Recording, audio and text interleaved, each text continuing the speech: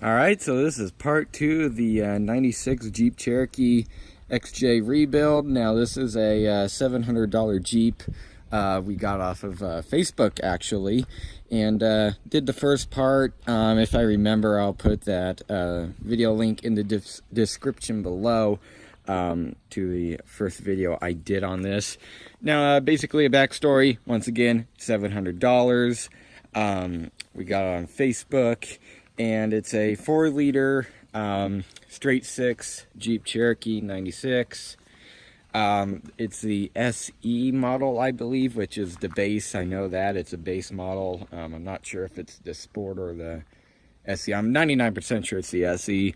Now I do know that Jeep XJ fans do actually watch this rebuild video and stuff. Like I did the first part, and people, Jeep XJ fans, were commenting on that, telling that it was a good deal, stuff like that. And so if anybody, I do want to say this first, if anybody that knows these XJs and stuff have any recommendations for me to do stuff to this Jeep, comment that below, because I want to do basically a lot of stuff to this Jeep, but still want to make it, you know, somewhat stock. I do also want to know a bunch of cheap like modifications that you could do to the engine, interior, exterior, etc. I just want to make this thing look good for a very cheap price. So I guess what I'll go ahead and start with is what we've done since part 1. Now I believe in part 1 I was just getting to the carpet getting taken out, which I didn't do a video on that, actually taking out the carpet. But you can see I have all the carpet out. The entire interior basically is torn apart. That seat is kind of out, but kind of not. There's only one bolt holding it in right now, so then I could just drive it around the yard, you know, where I need to. For example, like bring it downstairs to solder wires or something like that. So that seat is in no way at all permanently in there, but it is just for now. So obviously, once again, the entire interior is apart. The radio is taken out of it because we need to figure out the wiring for that.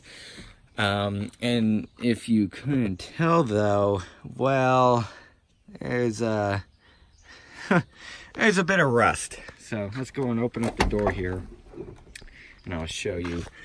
So here it is. If I move the little center vent here. Here's all the rust. Absolutely horrible.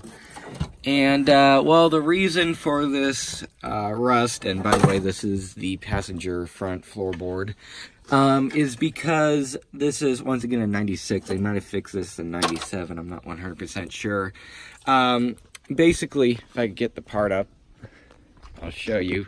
So this is the cowl that gets rain and stuff here. There's the vent. So if I could pop this off, don't want to break it, obviously. There we go, I'm getting it. There we are. So right here, underneath this piece of metal here, there is a fresh air intake, and that is for your AC, etc. So then you obviously can get air into your car. There is a little seal around that vent, and over time it gets dried out and it cracks and stuff. And then whenever it rains, it goes around that seal that is cracked, and it comes in through the bottom of your blower motor here, right at the bottom there where this little plastic thing is. And it comes down this firewall, I guess you could call it, and it just puddles right here underneath your carpet, which is fabric, so it keeps a lot of moisture. And that'll keep happening for years and years and years until you finally fix it. And that's sadly what has happened to this one. So the carpet just kept in a crap ton of moisture for years and years, and it completely rotted out the floorboard. It's completely destroyed. Thankfully though, we do have a new floorboard brand new, never used or anything. I believe it's $50 and it is in our garage. We just need to cut the old floorboard out here and weld in the new one. So there you go, floorboard on this side is completely destroyed. Now floorboard on the driver's side is not nearly as bad at all, but there is a little bit of rust, and I'm pretty sure I know the reason why, which I guess I'll just go over now. Let's go around here. And what happens is that whenever it rains like an absolute bunch, there'll be enough rain to basically go through the seal, and it will go onto the fuse block in the engine bay and then leak in through the fuse block somehow and come out right there where that screw is in the corner, and it'll run down here and then puddle down here, and once again carpet will soak up the water and will keep the moisture. So I'm believing that's why it's starting to rust out here. Now everything else is solid except for these holes, which we're just gonna have to tack weld some metal in place, and that'll be fixed, or fixed enough for a $700 Jeep. So there you go, rust situation. Well, there's a little bit more rust in multiple places, but the floorboards are by far the worst. So there you go. Now for stuff that I've done in between the two videos, well, if you couldn't tell, I got new rims from the junkyard. Now I believe it was, I want to say $75 for all 4 rims. All of them are in good condition except for this rim is kind of like, it's okay, but then this rim, the clear coat is well, pretty well peeling off that. So this is the only rim that isn't in decent condition. So there you go. It is all for new rims through this XJ, which replaced the aluminum stock ones, which were rusted and gross and dirty. So the rims alone made it look a lot better. Now on the front here, this XJ was actually wrecked, so-called wrecked. Wasn't enough to, like, you know, make it a salvage vehicle or anything, but it was enough to break this piece here, break the grill, and then I guess apparently enough to break the AC condenser because it's not there. What you barking at, Angel? Anyways, so basically this thing was in a so-called wreck a few years ago, and it apparently broke this part. Okay, so the previous owner replaced this part with a green one for some reason. I guess they couldn't find a blue one or something like that. It broke the grill, which obviously this isn't the original grill. So the grill was actually completely missing whenever we got this. This little bezel here was missing when we got this. The side marker light was missing when we got it. And the light was also leaking a little bit of water. So we got a new one. And then on this side, this little bezel was actually here, but it was in chrome. And this light was also here. So we just decided to get basically all new parts. So we got this part here, which is brand new. We painted it black. We got a new, well, actually this isn't new. This is used, but it's in very good condition. So we got one of those. Obviously new bezel here, new light. We got a used grill, I think for, I want to say $5, I believe, at the junkyard. Same place where we got the rims and these marker lights and a few other parts. Obviously, we got a new bezel over here, even though the other one was fine. It was in chrome, and I didn't want chrome. So I got a new one of these and painted it black. And then, obviously, I got a new one of these. Now, the one that was on here was in fine shape, but I just decided to replace it anyways, because I believe, actually, I think it was cracked up here. So there you go. On the outside, really, all I need now is the little bumper caps that go on the end, the little like bump bars, I'm gonna call them that, bump bars that go here and here, and then also a bumper cap that goes on here. Now, for, if you noticed, obviously the hood has some definite clear coat peel. I'm not even gonna really bother with that. I might eventually sand it down, spray paint it, primer it, etc. And just paint the hood black, or I might get it wrapped, something like that. But for now, I'm just gonna leave the clear coat. Gosh, what else? I guess we can start back here. So a few days ago, actually yesterday, I spray painted a few pieces, which in this case was the gas cap, because it had a pretty shallow dent right here, and then a scratch that goes all along, and you can see where it actually transferred onto the body. So I just decided to sand this down really well, primer it, paint it, and so there's that. Looks pretty good. See if I back up. Sorry for a sun glare right there, I can't help that. But that's what it looks like. Back here, I went ahead and spray painted the wiper arm here. You see that.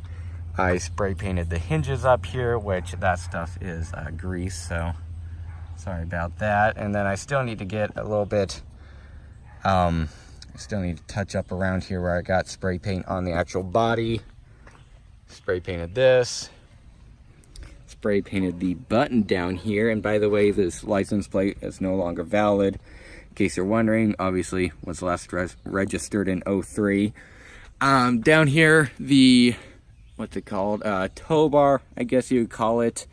I spray painted that entire thing. Looks pretty good now. I got an exhaust tip. This is just the tip. It's not a whole new exhaust or anything. The exhaust is still stock. It's got a new tip. You see there, it does look pretty good. And I guess that's really it. Oh, also, I had to get a new tail light. Now the tail light that was here when we originally got it was perfectly fine, but I had to take the tail light out because I had to fix a water leak caused by the seal, not making a good seal on the body. And when I was tightening it down, it cracked, so I had to get a used tail light. You can see there, it looks the exact same though. So there you go. Guess I'll go ahead and show you back here. Not much is going on. Spare tire is here, which is actually brand new when we got this thing. And back here was actually, I tore this entire thing apart, and I was wondering where that magic eraser went. Anyways, I had this entire carpet torn up, and that is because right here where this white stuff is, that's seam sealer, in case you're wondering. The seam that was right there was cracking, and whenever it rained, obviously rain would go in this little trough here, would go over that, and then it would go inside of there, run down this pillar, and then puddle down here, and I got this entire carpet wet. And I sealed it with some seam sealer. Now this is silicone here. I know it's not the best job at all, but it's what I had around. I wasn't sure what else to seal it with. So I seam sealed the seams on both sides, and now it is leaking absolutely nothing. So water-wise back here is completely taken care of. So let's close this up. And I think that's really about it. I am going to show you under the engine in a minute. So I'm going to have to put down the camera for this. Let's go ahead and pop the hood, and then I'll go ahead and restart the video. All right, so here I have the hood popped, and previously what I said is that this is the 4-liter straight 6, which obviously it is. Here it is, in case you're wondering. Now, under here, all I've really done is that I replaced the power steering fluid with some power steering stop leak stuff, because it is leaking ever so slightly. It's nothing bad at all, but I just decided, you know what, let's go in and throw it in there. It's not going to hurt it. So it seems to have actually stopped it, I'm going to be honest with you. I used Lucas, I believe. I replaced the oil, and then over here, if you can tell, I replaced all the wires and all the spark plugs. And my dad, he's been a mechanic for basically 50 years. He's been working on cars. And the spark plugs that were in this, they were way too worn. And he even said it's the worst he's ever seen. There was basically nothing left of the spark plug, and that actually gets the spark. It was amazing. I was really surprised. I mean, I'm only 14, but it's the worst that I've even ever seen. So that's really it for under here. Air filter is stock. Obviously it's not, you know, from the factory stock, but it is the one. It's not upgraded to like K&N or anything. Brake fluid, I haven't done a brake flush, although I believe the previous owner did. Well, radiator fluid is definitely in need of a flush too, so I'm gonna have to do that sometime soon. You can see in there it's very dirty, very rusty. What else? Transmission fluid, that was changed from in the previous owner's lifetime, I guess I could say. He changed it not too long ago, and it is practically brand new fluid. And that's really it for under here. Oh, also I replaced the shroud because it was completely gone, not even there. So I replaced that with a new one. So I guess what I'll go ahead and do is actually start it. I don't really need to close the hood for that. So I'll get the key out, just a normal Jeep key. And let's go and put it in the ignition here.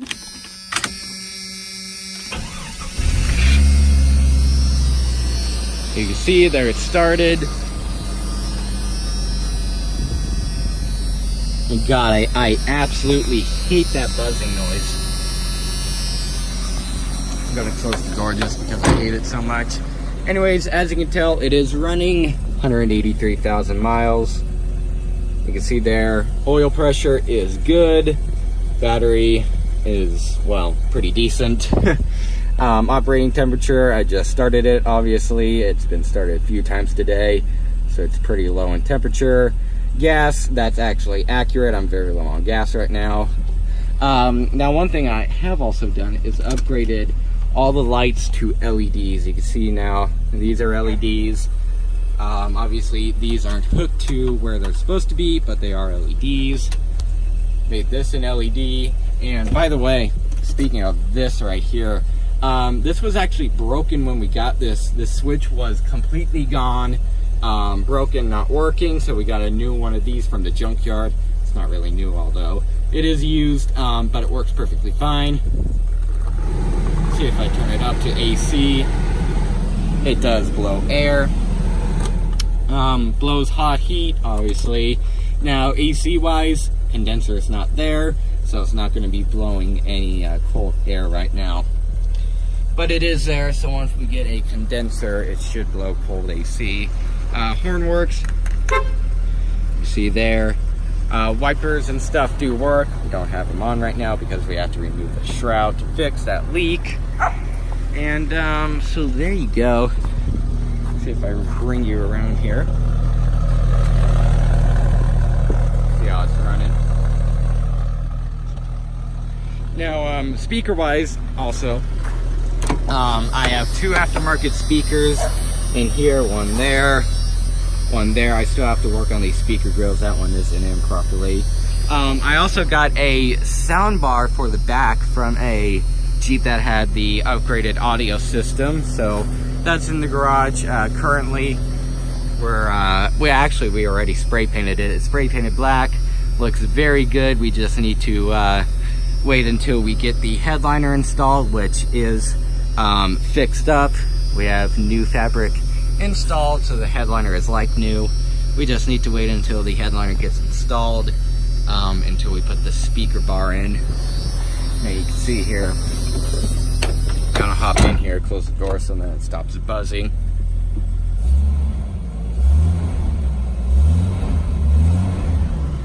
See, I am revving it.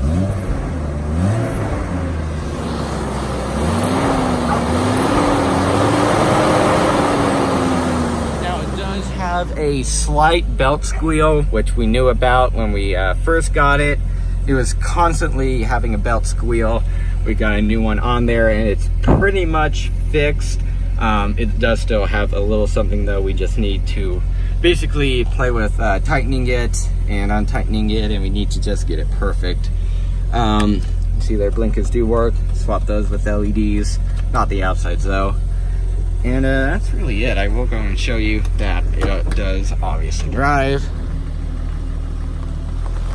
Brakes do work. Power steering works.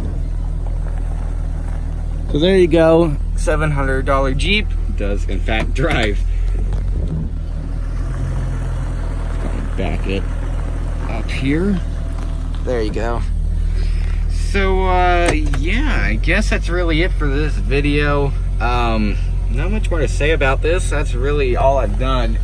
Hopefully a third part will be basically it all put back together. That's what I'm really gonna do, is I'm gonna do different parts when actually big things happen. So hopefully the next video on this Jeep will be it all put back together with the brand new carpet, brand new headliner, and basically a bunch of new improved parts. So hope everybody enjoyed this video, and don't forget to like and subscribe. I'll see y'all next time. Goodbye.